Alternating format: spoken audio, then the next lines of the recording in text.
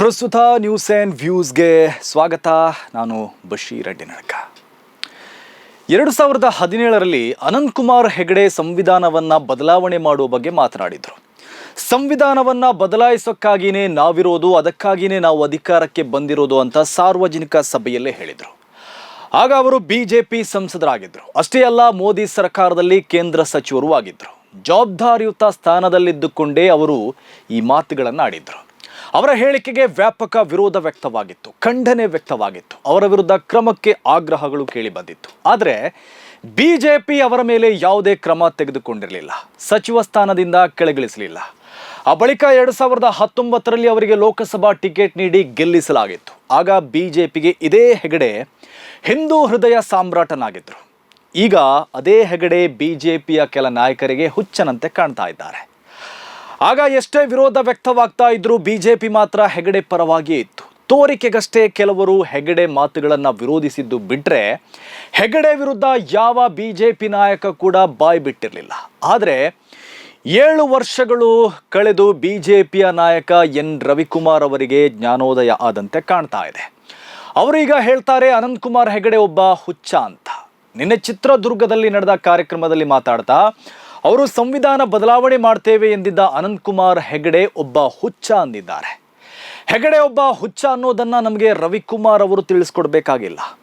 ಸಂವಿಧಾನ ಪ್ರೇಮಿಗಳಿಗೆ ತುಂಬ ವರ್ಷಗಳ ಹಿಂದೆ ಅದು ಗೊತ್ತಿತ್ತು. ಆದರೆ ಆ ಹುಚ್ಚನಿಗೆ ಬಿಜೆಪಿ ಯಾಕೆ ಮಣೆ ಹಾಕಿತ್ತು ಅಂತ ರವಿಕುಮಾರ್ ಅವರೇ ಹೇಳಬೇಕು. ಅವರಿಗೆ ಟಿಕೆಟ್ ಮೇಲೆ ಟಿಕೆಟ್ ಕೊಟ್ಟಿದ್ದು ಬಿಜೆಪಿ, 5 ಸಲ ಸಂಸದರನ್ನಾಗಿ ಮಾಡಿದ್ದು ಬಿಜೆಪಿ, ಕೇಂದ್ರ ಮಂತ್ರಿ ಮಾಡಿದ್ದು ಬಿಜೆಪಿ. ಅವರು ಹುಚ್ಚನಾಗಿದ್ರು ಅಂತ ಹೇಳುವ ನೀವು ಆ ಹುಚ್ಚನಿಗೆ ಯಾಕೆ ಇಷ್ಟೊಂದು ಅವಕಾಶ ಮಾಡಿಕೊಟ್ರಿ ಅಂತ ನಿಮ್ಮ ಪಕ್ಷದವರಲ್ಲಿ ಕೇಳಬೇಕಲ್ಲ ರವಿಕುಮಾರ್ ಅವರೇ.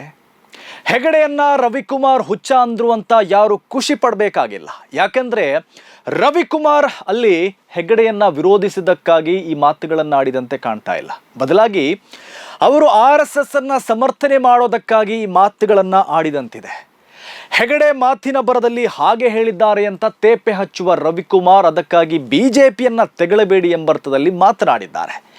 ಹೆಗಡೆ ಆ ಮಾತನಾಡಿದ್ದಾರೆ ಹೊರತು ಪ್ರಧಾನಿಯಾಗಲಿ RSS ಸರಸಂಘಚಾಲಕರು ಅಂತಹ ಮಾತುಗಳನ್ನು ಹೇಳಿಲ್ಲ ಅಂತ ರಾಗ ಎಳೆದಿದ್ದಾರೆ. ಇಲ್ಲೇ ನೋಡಿ ರವಿಕುಮಾರ್ ಮತ್ತು ಅವರ ಕೇಸರಿ ಪಟಾಲಂ ಸಿಕ್ಕಿ ಬೀಳೋದು. ರವಿಕುಮಾರ್ ಅವರು ಹೇಳಿರೋದು RSSನ ಈಗಿನ ಸರಸಂಘ ಚಾಲಕರ ಬಗ್ಗೆ ಇರಬಹುದು. ಮೋಹನ್ ಭಾಗವತ್ ಅಂತಹ ಮಾತುಗಳನ್ನು ಹೇಳಿದ್ದಾರಾ ಅಂತ ಪ್ರಶ್ನೆ ಮಾಡಿರ್ಬೋದು. ಆದರೆ ಅವರು ಹೆಗಡೆ ವಿಚಾರದಲ್ಲಿ RSS ಅನ್ನು ಯಾಕೆ ಎಳೆದು ತಂದರೋ ಗೊತ್ತಿಲ್ಲ. ಬಹುಶಃ ಅವರೊಳಗಿನ ಜಿಜ್ಞಾಸೆ ಅದನ್ನು ಹೇಳಿಸಿರ್ಬೋದು.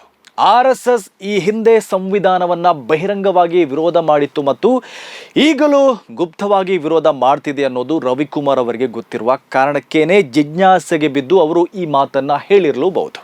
ಅದೇನೇ ಇರಲಿ, ಈ ಹಿಂದೆ RSS ಮತ್ತು ಅದರ ಸರಸಂಘ ಚಾಲಕರಾಗಿದ್ದವರು ಸಂವಿಧಾನದ ಬಗ್ಗೆ ಏನು ಹೇಳಿದ್ದಾರೆ ಅಂತ ರವಿಕುಮಾರ್ ಅವರು ತಿಳ್ಕೊಂಡು ಬರೋದು ಉತ್ತಮ.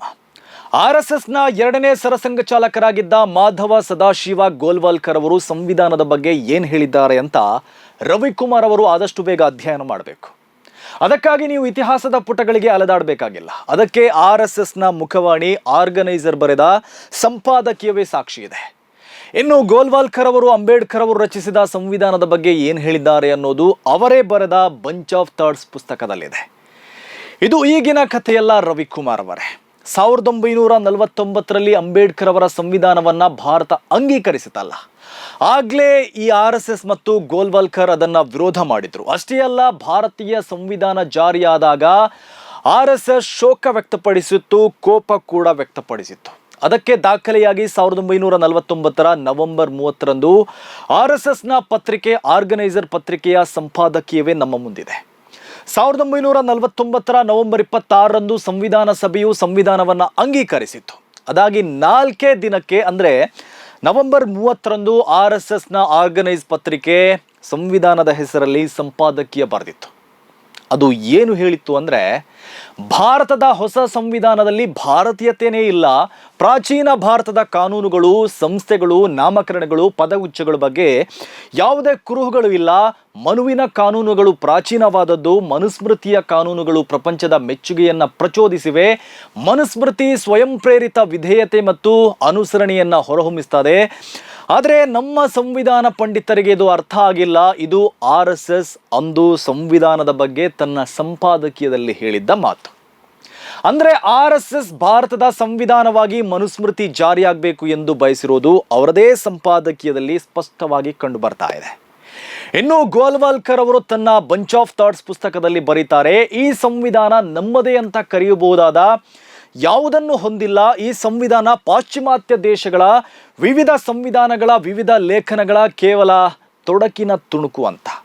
ನಮ್ಮ ರಾಷ್ಟ್ರೀಯ ಧ್ಯೇಯ ಯಾವುದು, ನಮ್ಮ ಜೀವನದ ಮುಖ್ಯಾಂಶ ಯಾವುದು ಎಂಬ ಬಗ್ಗೆ ಈ ಸಂವಿಧಾನದ ಮಾರ್ಗದರ್ಶಿ ತತ್ವದಲ್ಲಿ ಒಂದೇ ಒಂದು ಉಲ್ಲೇಖ ಇಲ್ಲ ಎಂದಿದ್ರು. ಅವರ ಈ ಬರಹ ಅಂಬೇಡ್ಕರ್ ಅವರ ಸಂವಿಧಾನವನ್ನು ವಿರೋಧ ಮಾಡಿದೆ, ಅವಹೇಳನ ಮಾಡಿದೆ ಅನ್ನೋದು ಸ್ಪಷ್ಟವಾಗಿ ಕಾಣ್ತಾ ಇದೆ. ಇದು ಅಂಬೇಡ್ಕರ್ ಅವರ ಸಂವಿಧಾನದ ಬಗ್ಗೆ ಸಂಘ ಮತ್ತು ಅದರ ಸರಸಂಘ ಚಾಲಕರ ನಿಲುವಾಗಿತ್ತು. ಅಂಬೇಡ್ಕರ್ ಅವರ ಸಂವಿಧಾನದ ವಿಚಾರಗಳು, ನೀತಿ ನಿಯಮಗಳು, ಅದರ ಆಶಯ, ಅದರಲ್ಲಿರುವ ಪದಗಳು RSSಗೆ ಹಿಡಿಸಿರಲಿಲ್ಲ. ಅಂಬೇಡ್ಕರ್ ಅವರು ಸಾಮಾಜಿಕ ನ್ಯಾಯ, ಆರ್ಥಿಕ ನ್ಯಾಯ, ರಾಜಕೀಯ ನ್ಯಾಯ ಅಂದರೆ ಅದರಲ್ಲಿ ಅವರಿಗೆ ಭಾರತೀಯತೆ ಕಂಡಿರಲಿಲ್ಲ. ಯಾಕೆಂದರೆ ಎಲ್ಲ ಜನರಿಗೆ ಸಮಾನ ನ್ಯಾಯ, ಸಮಾನ ಹಕ್ಕು, ಸಮಾನ ಅವಕಾಶ ಕಲ್ಪಿಸುವುದಕ್ಕೆ RSSಗೆ ಸಹಮತ ಇರಲಿಲ್ಲ. ಹಾಗೆ ಸಂವಿಧಾನದಲ್ಲಿರುವ ಅಭಿವ್ಯಕ್ತಿ ಸ್ವಾತಂತ್ರ್ಯ, ಸಮಾನತೆ, ಅವಕಾಶ, ಘನತೆ, ಗೌರವ ಪದಗಳಲ್ಲಿ ಅವರಿಗೆ ಮನುವಿನ ನೀತಿ ಕಂಡಿರಲಿಲ್ಲ. ಅವರು ಮನುವಿನ ಅಸಮಾನತೆಯನ್ನೇ ಬಯಸಿದ್ರು. ವರ್ಣಾಶ್ರಮವೇ ಜಾರಿಯಲ್ಲಿರಬೇಕೆಂದು ಬಯಸಿದ್ರು.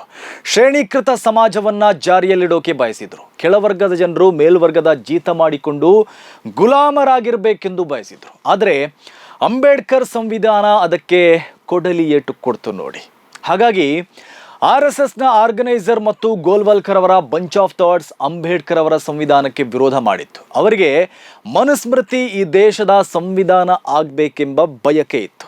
ಆ ಮನುಸ್ಮೃತಿ ಏನು ಹೇಳಿದೆ ಅನ್ನೋದು ಪರಿಶಿಷ್ಟ ಸಮುದಾಯದ ರವಿಕುಮಾರ್ ಅವರಿಗೆ ಗೊತ್ತಿರುತ್ತೆ.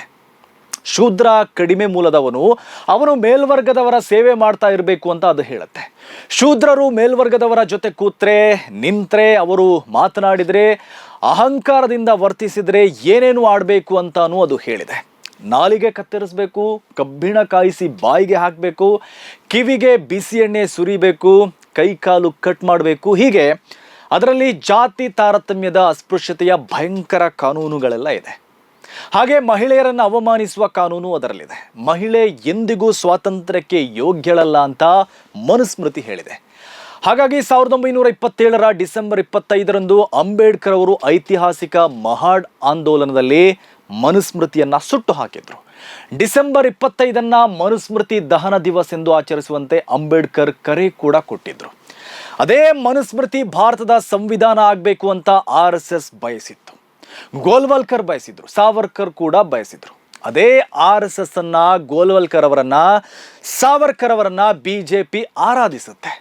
ರವಿಕುಮಾರ್ ಕೂಡ ಆರಾಧಿಸ್ತಾರೆ. ಗೋಲ್ವಾಲ್ಕರ್ ಅವರು ಸಂವಿಧಾನ ವಿರೋಧಿಯಾಗಿದ್ದರು. ಈಗಿನ ಕೇಂದ್ರ ಸರ್ಕಾರ ಅವರನ್ನ ಸ್ಮರಣೆ ಮಾಡುತ್ತೆ.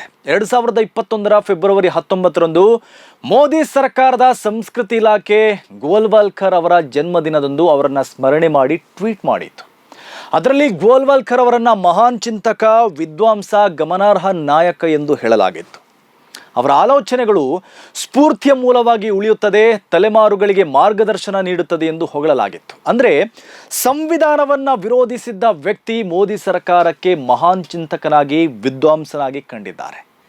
ಒಂದು ವೇಳೆ ಗೋಲ್ವಾಲ್ಕರ್ ಅವರ ಚಿಂತನೆ ಈ ಮೋದಿ ಸರ್ಕಾರಕ್ಕೆ ಸ್ಫೂರ್ತಿಯಾಗುವುದಾದರೆ ಅವರ ಸಂವಿಧಾನ ವಿರೋಧಿ ನಿಲುವು ಕೂಡ ಮೋದಿ ಸರ್ಕಾರಕ್ಕೆ ಸ್ಫೂರ್ತಿಯಾಗಬಹುದಲ್ಲ. ಅದನ್ನೇ ಹೆಗಡೆ ಹೇಳಿರ್ಬೋದಲ್ಲ. ಗೋಲ್ವಾಲ್ಕರ್ ಅವರನ್ನ ಮೋದಿ ಸರ್ಕಾರ ಸ್ಮರಣೆ ಮಾಡಿ ಅವರ ಆಲೋಚನೆಯ ದಾರಿಯಲ್ಲಿ ಸಾಗುವುದಾದರೆ ಅದು ಸಂವಿಧಾನದ ಬದಲಾವಣೆ ಮಾಡುವ ಕಡೆಯೂ ಸಾಗುವ ಸಾಧ್ಯತೆ ಇದೆಯಲ್ಲ. ಇದನ್ನೇ ಹೆಗಡೆ ನೇರವಾಗಿ ಹೇಳಿರ್ಬೋದು. ಹಾಗಾಗಿ ರವಿಕುಮಾರ್ ಅವರು ಕೇವಲ ಹೆಗಡೆಯನ್ನ ಬೈದು ಪ್ರಯೋಜನವಿಲ್ಲ. ಹೆಗಡೆನ ಬೈತಾ RSS ಅನ್ನ ಹೊಗಳಿದ್ರೆ ಅದು ಇನ್ನೂ ಅಪಾಯಕಾರಿ. ಹೆಗಡೆ ಕೇವಲ ಒಬ್ಬ ವ್ಯಕ್ತಿಯಷ್ಟೇ. ಅವರಲ್ಲಿ ಸಂವಿಧಾನ ವಿರೋಧಿ ಮನಸ್ಥಿತಿಯನ್ನು ಬೆಳೆಸಿದ್ದು ಇದೇ RSS ಮತ್ತು ಗೋಲ್ವಾಲ್ಕರ್ ಅವರ ಸಿದ್ಧಾಂತ. ನೀವು ಹೆಗಡೆ ಒಬ್ಬ ಹುಚ್ಚ ಅನ್ನೋದಾದರೆ ಗೋಲ್ವಾಲ್ಕರ್, ಸಾವರ್ಕರ್ ಅವರನ್ನು ಏನು ಹೇಳ್ತೀರಾ ಹೇಳಿ? ಹೆಗಡೆ ಅವರ ಧಾಟಿಯಲ್ಲಿ ಮೊನ್ನೆ ಒಬ್ಬರು ಸ್ವಾಮೀಜಿ ಕೂಡ ಮಾತನಾಡಿದರಲ್ಲ, ಅವರನ್ನು ಹುಚ್ಚ ಅಂತೀರಾ? ಆ ಧೈರ್ಯ ನಿಮಗೆ ಇದೆಯಾ ಮಿಸ್ಟರ್ ರವಿಕುಮಾರ್ ಅವರೇ? ಇದು ಹೊತ್ತಿನ ಪ್ರಸ್ತುತ ನ್ಯೂಸ್ ಆ್ಯಂಡ್ ವ್ಯೂ ಸುದ್ದಿಗಳ ವಸ್ತುನಿಷ್ಠ ವಿಶ್ಲೇಷಣೆಗಾಗಿ ನೋಡ್ತಾ ಇರಿ ಪ್ರಸ್ತುತ ನ್ಯೂಸ್.